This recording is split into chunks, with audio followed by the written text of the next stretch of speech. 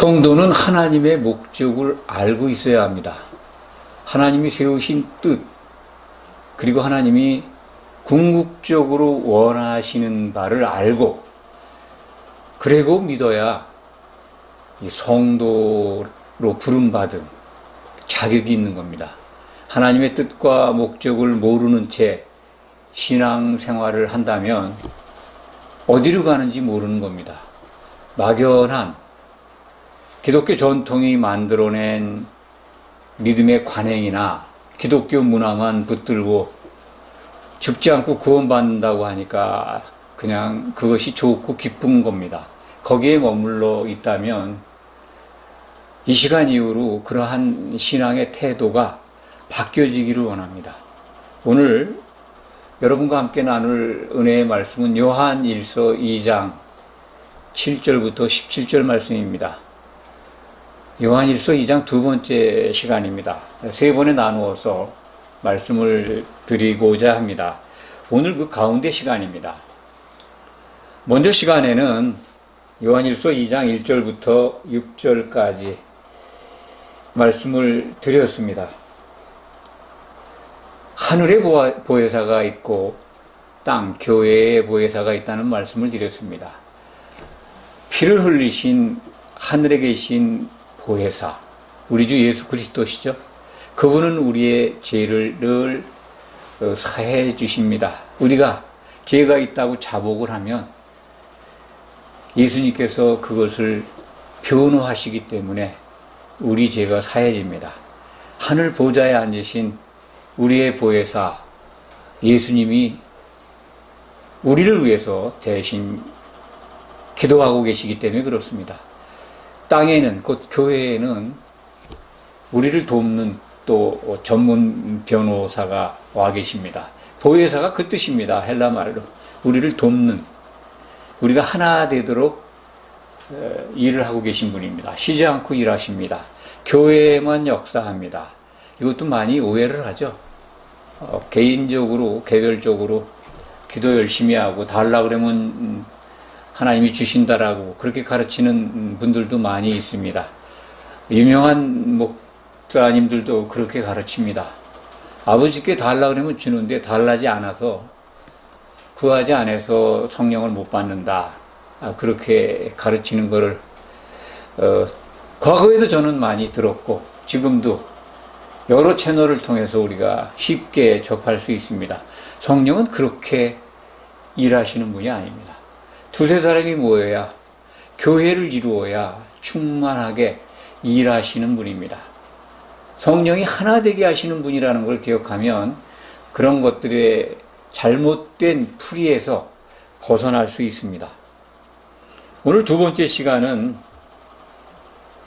우리가 하나님의 뜻을 알아야, 하나님의 목적을 알아야 우리가 어떻게 신앙생활을 할 것인가, 그것을 깨우침 받을 수 있다 하는 것을 일깨워주는 말씀입니다. 요한 1서 2장 17절의 말씀이 매우 중요한 말씀입니다. 오늘 우리가 살펴보는 본문 가운데 맨 끝의 말씀이죠. 이 세상도 그 정욕도 지나가되 오직 하나님의 뜻을 행하는 자는 영원히 거하느니라. 우리가 영원히 살기 위해서 신앙생활을 하는 것 아니겠습니까? 어떤 과정을 거쳐서 어떻게 사느냐 하는 것은 신약성경에, 특히 요한계시록에 다 자세히 기록되어 있습니다. 알 수 있습니다. 그런데 지나가는 것이 있다는 겁니다. 지나가는 것, 이 세상에 속한 것이죠.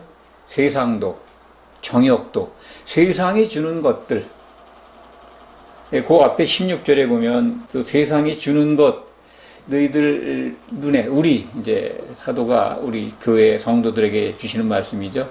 너희들에게 역사하는 정욕, 그런 것들 뜨거울 수 있습니다. 뭐 피가 뜨거우면 그렇죠. 육신의 정욕이 얼마나 들끓습니까? 청춘일수록 또 아주 심하죠. 그런 걸 다 나이 먹은 분들 다 경험했을 겁니다. 지금 뭐 청년 시절을 보내는 분들도 그거 자연스러운 현상입니다. 육체 안에 거하는 그 육적 욕망이 들끓습니다. 하나님이 그렇게 우리를 만드셨습니다. 그런 가운데 그것을 이용해서 마귀가 활동하고 그래도 잘못 사용하게 되고 거기에 너무 깊이 빠져서 실족하게 되고 그런 겁니다. 그런데 우리가 믿는다면 성경 말씀을 통해서 그런 것들을 이겨나갈 수가 있습니다. 특히 오늘 말씀 중요합니다. 세상에 있는 건 누가 줍니까? 마귀가 주는 것 아니겠습니까? 세상의 왕이니까요. 세상의 권세를 갖고 있습니다. 예수님에게도 그 세상의 화려한 영광과 권세를 보여줬습니다. 마귀가. 그걸 가지고 예수님을 미혹하지 않습니까? 그러니 예수님까지 미혹했던 마귀가 지금 놀고 있겠습니까? 하나님의 부름을 받은 교회의 지체가 된 우리들을 실족시키기 위해서 쉬지 않고 일합니다. 그래서 그들은 교회에 모인 성도들에게 참 좋은 것들, 눈에 보이는 것들, 그리고 육체에 속한 것들을 가지고 미혹을 합니다. 그래서 많은 사람들이 실족을 합니다. 교회에 들어오기만 하면 구원이 완성된 걸로, 그리고 그냥 성령 주십시오라고 달래면 그걸 받아서 마음대로 우리 입맛대로 쓸 수 있다라고 생각하면 오산입니다. 예수님의 이름으로 모여야 되고 구하는 자에게 주신다고 하는, 좋은 것 주신다고 하는 예수님의 말씀, 그 좋은 것이 성령이라고 복음서에 기록된 것을 연결하면 그런 결론에 도달합니다. 맞습니다. 그런데 뭘 구하느냐? 구하는 자에게 성령을 주신다고 하셨는데 구하는 게 뭐냐 이거죠. 그 문장을 잘못 오해했기 때문에 달래면 주신다라고 해석을 하는 겁니다. 아버지를 구하는 자에게 성령을 주신다는 겁니다. 아버지의 뭐를 구하는 걸까요? 뜻입니다. 예, 오늘 말씀 요한일서 2장 17절에 하나님의 뜻, 그걸 구하는 자, 그걸 행하는 자, 행하는 자라고 되어 있는 건 그걸 구해야지 행할 수 있게 되죠. 아버지의 뜻을 구하는 자에게 그걸 행하도록 성령을 주신다는 겁니다. 그렇기 때문에 아버지의 뜻을 아는 것이 매우 중요합니다. 아버지의 뜻을 알려면요, 구약 성경을 통해서도 알 수 있지만 잘 보이지 않습니다. 신약 성경을 봐야 합니다. 사도들의 말을 들어야 되는데 오늘 말씀 오해가 많은 부분이 요한일서 2장 7절부터 8절 말씀 속에 있습니다. 옛 계명이라고 기록되어 있죠. 옛 계명. 이 옛 계명을 새 계명이라고 풀어야 되는데 10계명으로 가르칩니다. 그렇게 하는 분들이 너무 많습니다.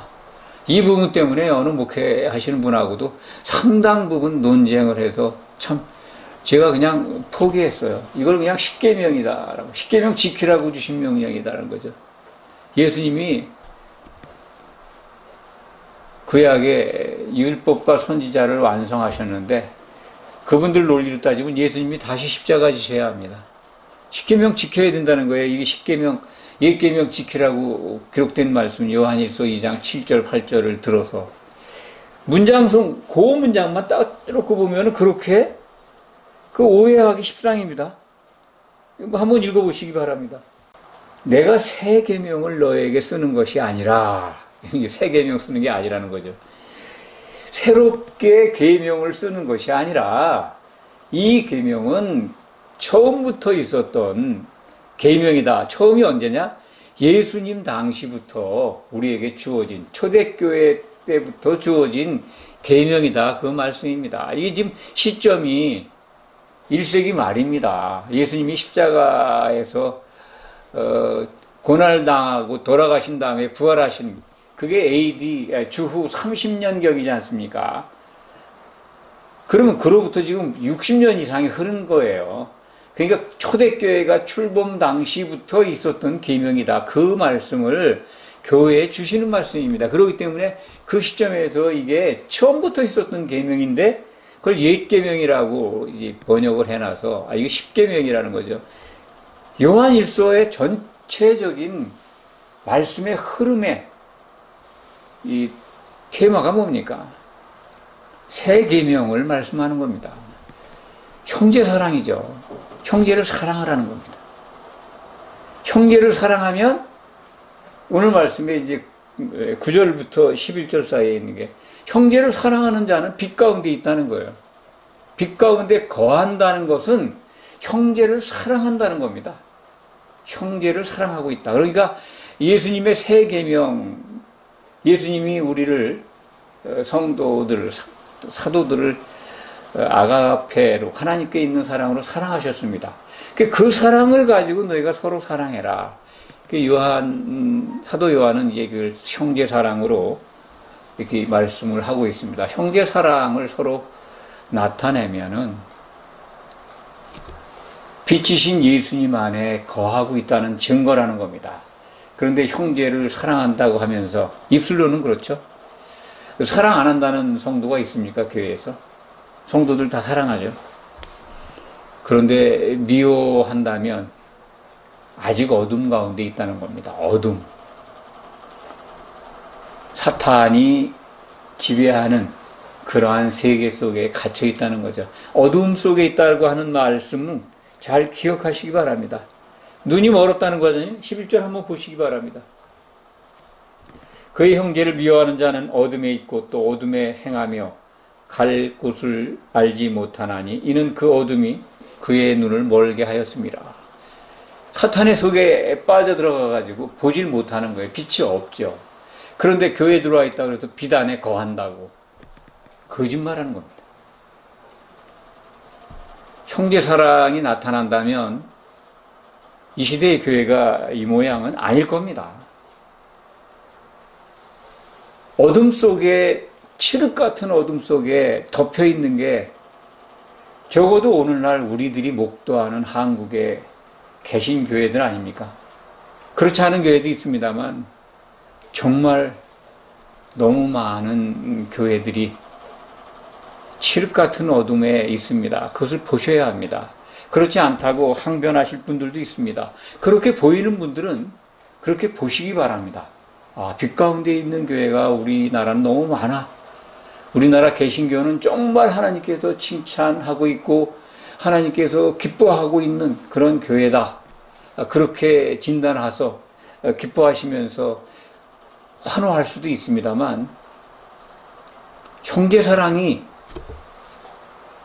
넘치고 있다면 그런 진단이 맞을 수 있지만은 형제 사랑을 발견할 수 없다 그러면 칠흑 같은 어둠 속에 있는 겁니다. 오늘 말씀을 한번 잘 적용하시면서 더 확실하게 진단하시고 깨닫는 그런 시간이 되길 바랍니다.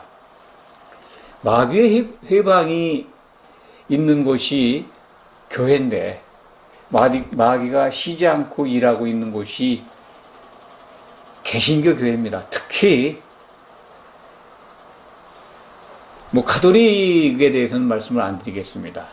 우리들이 그냥 우리나라에서 장로교니 감리교니 성결교니 오순절 교단이니 여러 가지 종파들이 많이 있죠. 장로교만 해도 또 여러 갈래가 있습니다. 교리가 각각 조금씩 다릅니다만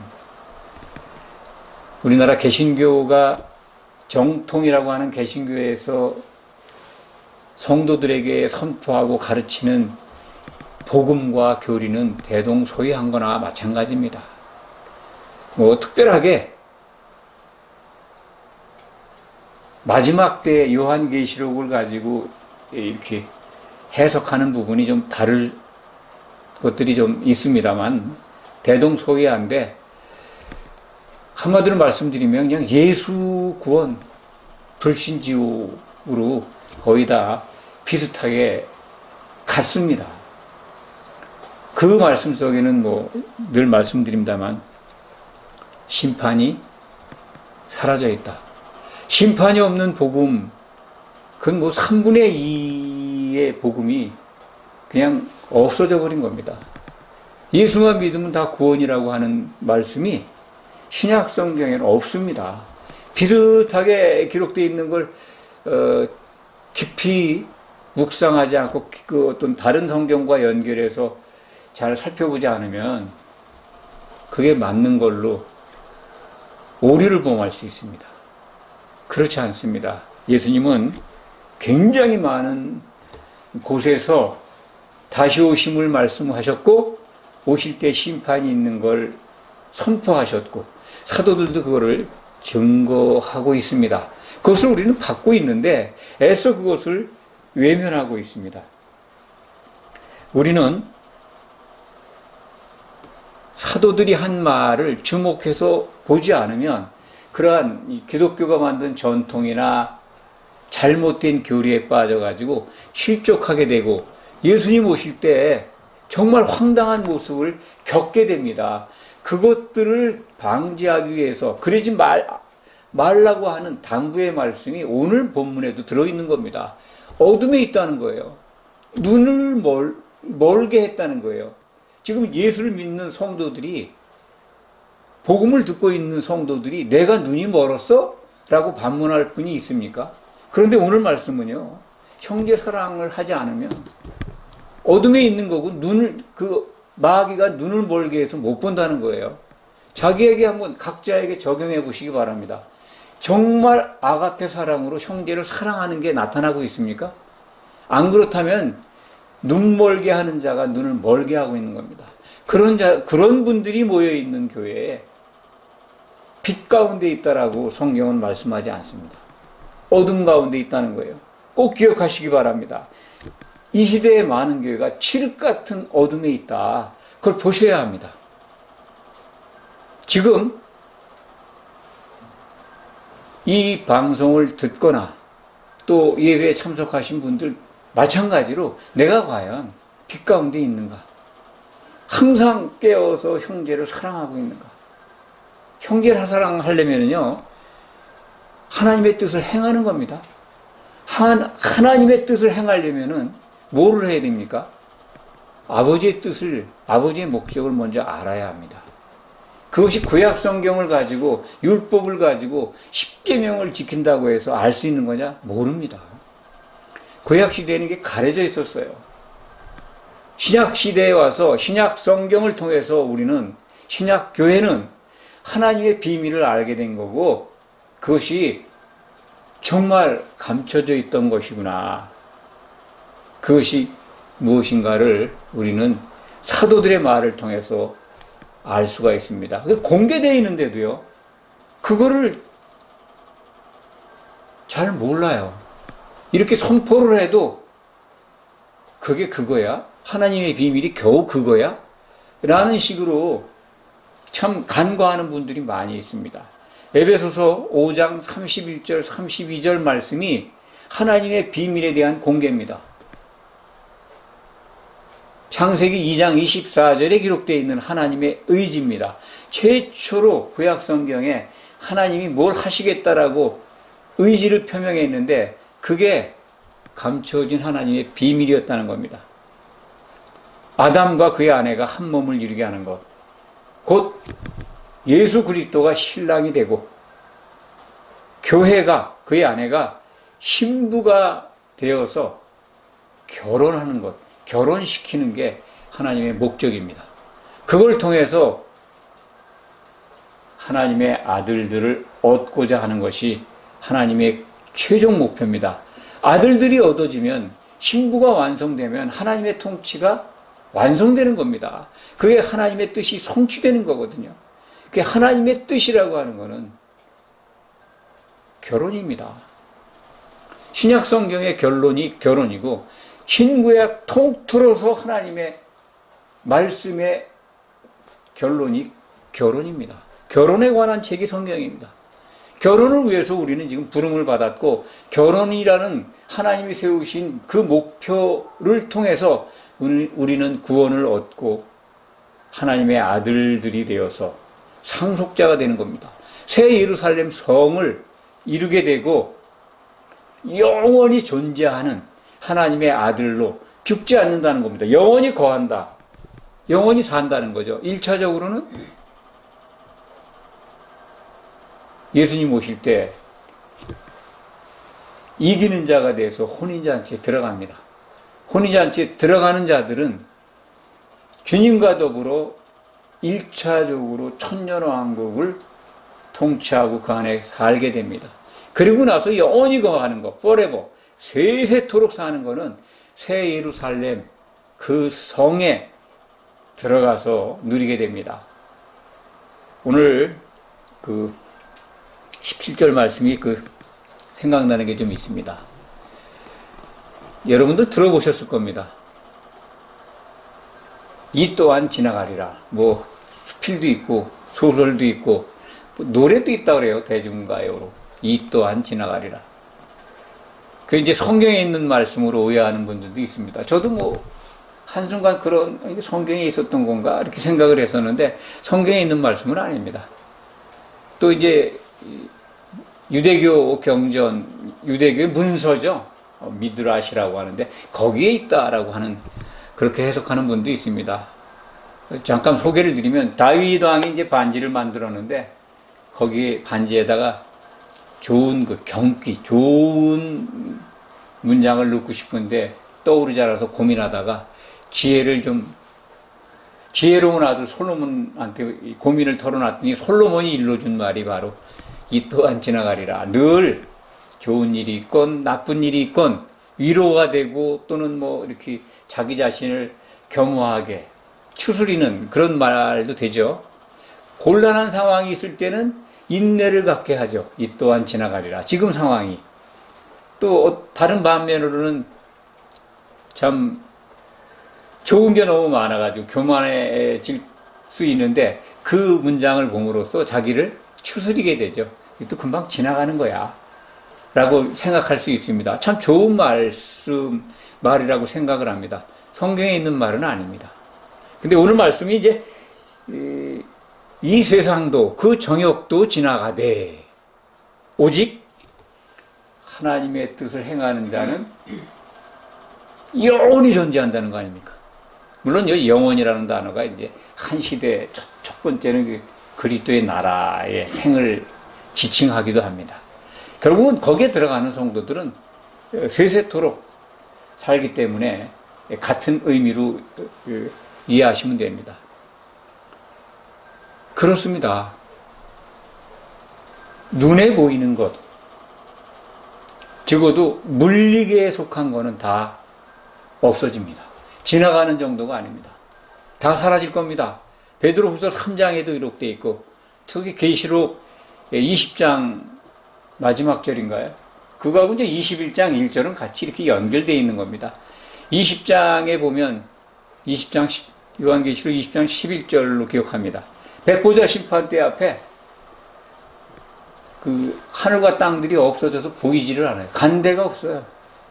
예수님이 천년왕국 후에 심판하러 보좌에 딱 앉아 계신데 거기에 이제 이기는 자가 된 성도들도 보좌에 앉습니다. 놀라운 영광입니다.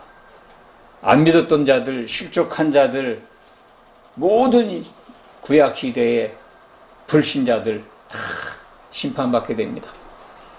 구약 시대에 아브라함의 믿음 가운데 있던 자들도 그 자리에서 심판받습니다.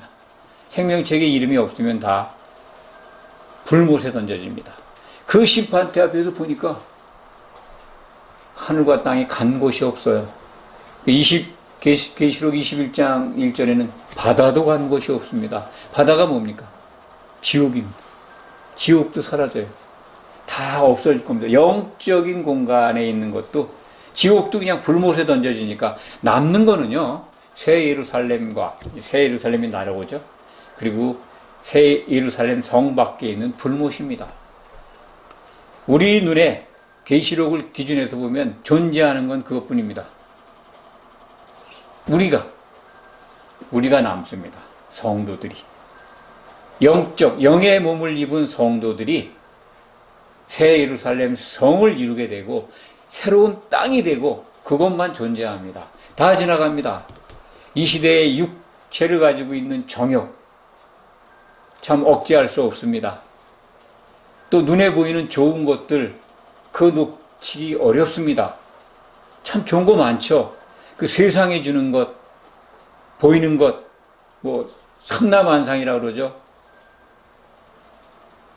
우주 만물의 모든 눈에 보이는 물리계에 속한 건 다 없어집니다. 지나가는 정도가 아닙니다. 없어집니다. 성경은 그걸 기록하고 있습니다. 그런데 남는 게 있다는 거예요. 영원히 존재한다. 그게 이기는 자 된 성도들입니다. 하나님의 뜻을 행하는 자, 예수님의 몸을 이루기 위해서 형제 사랑을 한 자들, 아가페 사랑을 나타낸 자들, 다른 말로 성령의 기름을 준비한 자들, 지혜로운 열 처녀가 된 자들, 양으로 분류된 성도들, 그들만 남습니다. 이 오늘 말씀에 그런 자세한 말씀은 기록되어 있지 않지만 다 지나갈 겁니다. 그거 꼭 기억하시기 바랍니다. 그것을 위해서 요한 1서 2장 7절에 사랑하는 자들아. 얼마나 사랑하는 자일까요?